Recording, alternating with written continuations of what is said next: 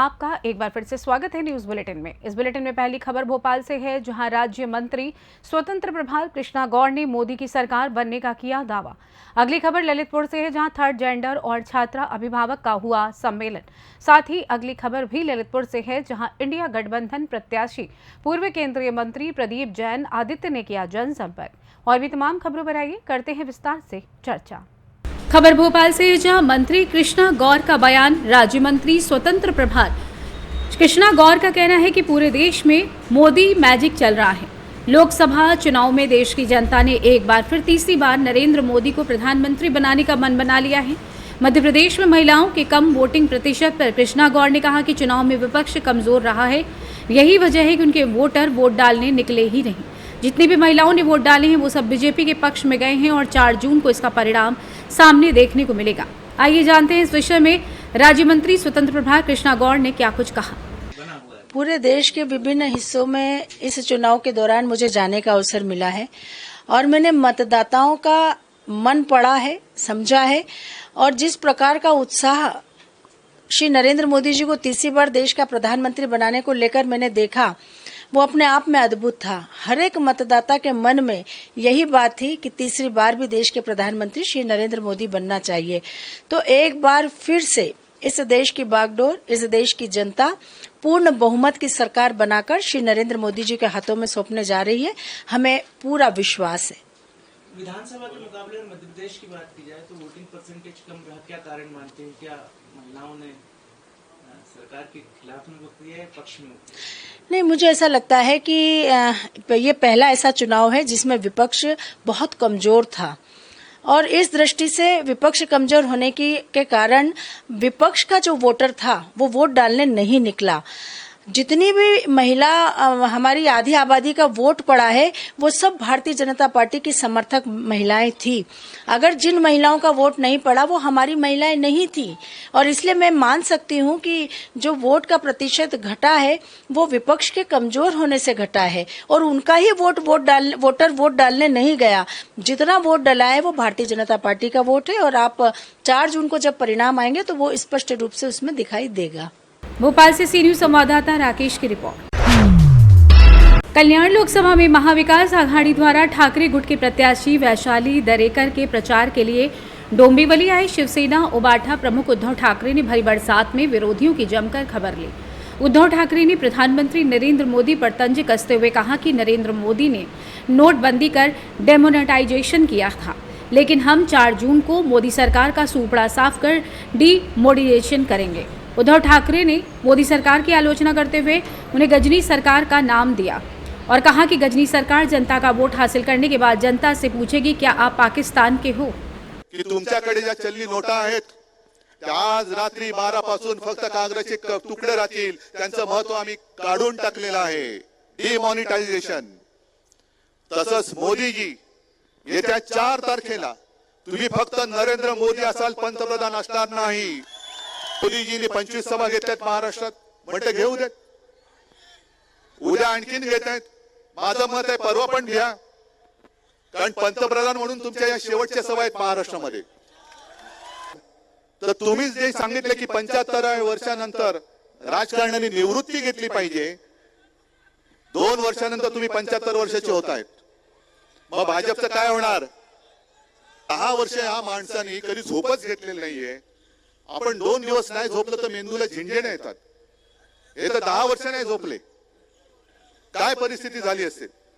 आणि भाजपला, आत्ताच्या भाजपला सांगतो की तुम्ही एवढे निर्दयी होऊ नका, थोडं त्यांना आराम करू द्या। आता त्यांच्या भाषणामध्ये काल आज उद्या काय कळत नाही, म्हणून मी या सरकारला मोदी सरकार नाही बोलत, गजनी सरकार बोलतो। उद्या कदाचित विसरून जातील, अरे तुम्ही मतदार देशाचे आहात, मला वाटलं पाकिस्तानचे आहात। आणि आपले मेंढे नुसती दाढी खाजवत पाठी चाललेत। हे म्हणे बाळासाहेबांचे विचार पुढे नेणार। महाराष्ट्र तुमच्या डोळ्यात एकच लुटला जातोय तरी मिंदे तुम्ही दिल्लीश्वराची चाकरी करताय, हे बाळासाहेबांचे विचार आहेत। ज्या आमच्या छत्रपती शिवाजी महाराजांनी सुरत लुटली होती, त्या सुरतेचे 2 जण माझ्या छत्रपतीचा महाराष्ट्र तुमच्या डोळ्यात देखत लुटतायत, तरी सुद्धा तुम्ही शेपट्या घालून तिकडे चाकरी करतायत, हे बाळासाहेबांचे विचार, हे तुमचं हिंदुत्व। कल्याण से सी न्यूज संवाददाता दीपक की रिपोर्ट। खबर ललितपुर से, जहां राजकीय बालिका इंटर कॉलेज में मतदान के प्रति जागरूक करने के लिए थर्ड जेंडर सम्मेलन का आयोजन किया गया, जिसमें छात्राओं ने मतदान के प्रति जागरूकता के लिए गीत नाटक की प्रस्तुति दी। वहीं पर किन्नर मुस्कान ने अपने साथियों के साथ मतदान के प्रति जागरूक करने के लिए गीत प्रस्तुत किया और अपील की कि अधिक से अधिक संख्या में 20 मई को मतदान करने के लिए मतदान केंद्र पर जाएं। वहीं राजकीय बालिका इंटर कॉलेज के प्रिंसिपल ने छात्राओं की माता बहनों से भी अनुरोध किया अधिक से अधिक संख्या में जाकर मतदान करें। वहीं छात्राओं से अपील की वो अपने रिश्तेदार जो कि मतदाता हैं उनको जागरूक करें। और मेरा सभी माताएं बहनों, भाइयों बहनों से सभी से अनुरोध है कि अपना एक महत्वपूर्ण वोट जरूर अवश्य दें, क्योंकि अपने वोट की कीमत बहुत ज़्यादा से ज़्यादा, मतलब अपनी वोट का महत्वपूर्ण बहुत ज़्यादा है, इसलिए वोट डालना जरूरी है। सभी लोगों से अनुरोध है, कृपया बहनों से भी कहना है मेरा कि अपने घर पे जाके अपनी मम्मी पापा और नाना नानी भैया भाभी सभी से बोले वोट डालना जरूरी है, महत्वपूर्ण है, और डाले जाके। यही मेरा कहना है सभी लोगों से, और सभी माताओं से भी कहना है कि आप लोग जरूर डालें वोट, क्योंकि अपने वोट का बहुत ज़्यादा से ज़्यादा उपयोग करें, क्योंकि वोट अपने जीवन का अपना खुद का अधिकार है वोट डालना। है कि सभी लोग वोट डालें। और हम भी सुनाएंगे अभी हम कुछ देर बाद, पर निवेदन है और जो है एक फैमिली को रन करने में उनकी महती भूमिका होती है, और पुरुष सदस्य तो सिर्फ कमाने का कार्य करते हैं और अन्य सारी गतिविधियाँ जो परिवार की हो, रिश्तेदारी की हो या अन्य सामाजिक जिम्मेदारियाँ हैं, आप लोग बैठ जाइए, द्वारा ही निभाई जाती हैं। इसी क्रम में ये आयोजन यहाँ पर किया गया है।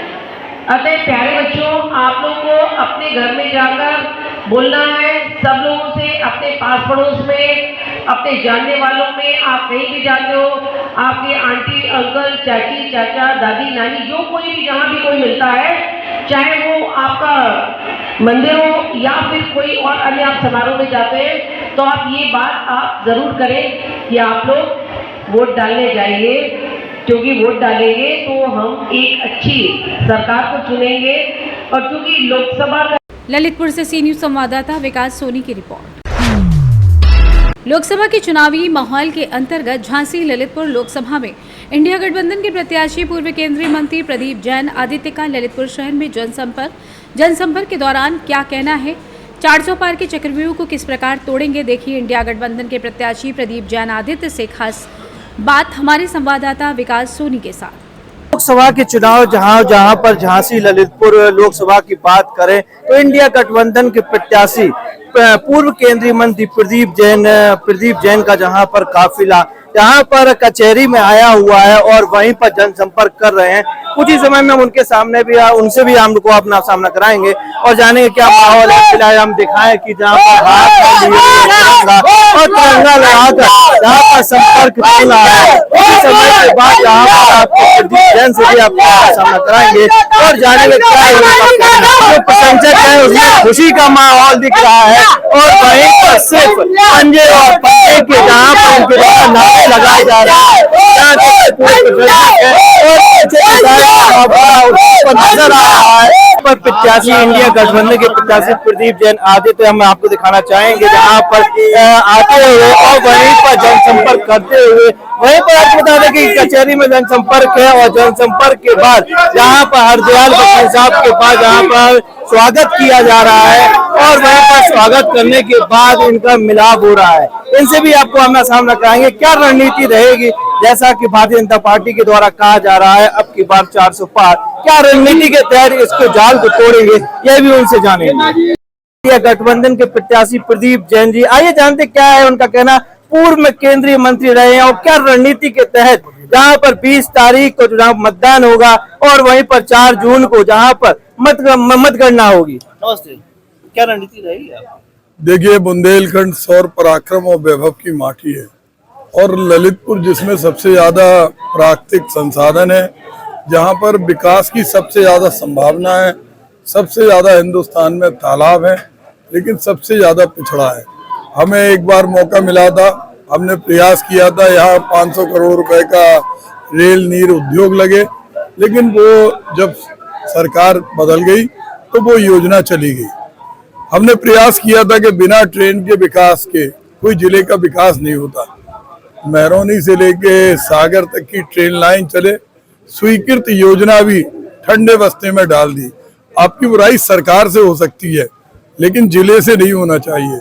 आज भी हम देखते हैं कि ऐसा कोई दिन नहीं जाता जिस दिन हार्ट की बीमारी से, नेफ्रोलॉजी की बीमारी से और यूरोलॉजी की बीमारी से और हेड इंजरी से किसी न किसी पेशेंट की डेथ ना होती है। डॉक्टरों का अभाव है, रोजगार है नहीं है। ग्रेनाइट के नाम पर जो धौर्रा के अंदर पत्थरों का काम था उसे बंद कर दिया। जड़ी बूटी का उद्योग ठंडा है, पाली में पान का उद्योग बंद है। दूर दूर तक कहीं कोई रोजगार की संभावना नहीं दिखती। पिछले 10 साल में ललितपुर के अंदर 10 लोगों को भी रोजगार नहीं मिला। हमारे वर्तमान सांसद जी अगर 10 लोगों को भी रोजगार दिला पाए हो तो उन्हें बताना चाहिए।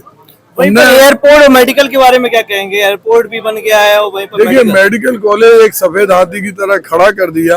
प्रयास हमने किया था, स्वीकृत किया, तो उसके अंदर आज भी डॉक्टरों का कोई नियुक्ति का चार्ट नहीं है। एयरपोर्ट उसी तरह है जिस तरह डिफेंस कॉरिडोर और बीडा और ग्रोथ सेंटर है, धरातल पे नहीं है। यहाँ सबसे बड़ी आवश्यकता जो है आदमी के जीवन और मरने के लिए डॉक्टरों की नियुक्ति है।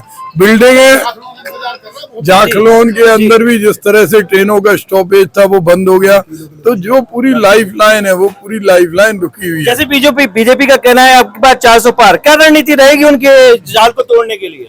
देखिए, वो सपने में कभी 4000 पार भी बोल देते हैं, नीतीश भारद्वाज ने बोला। और वहीं पर अधिवक्ताओं के लिए आपको क्या संदेश है, क्या कहना चाहेंगे अधिवक्ताओं? देखिए, मैं स्वयं अधिवक्ता हूँ और एक भाई अपने भाइयों से ये आशा रखता है कि सारे बड़े भाई अपना स्नेह और आशीर्वाद देंगे।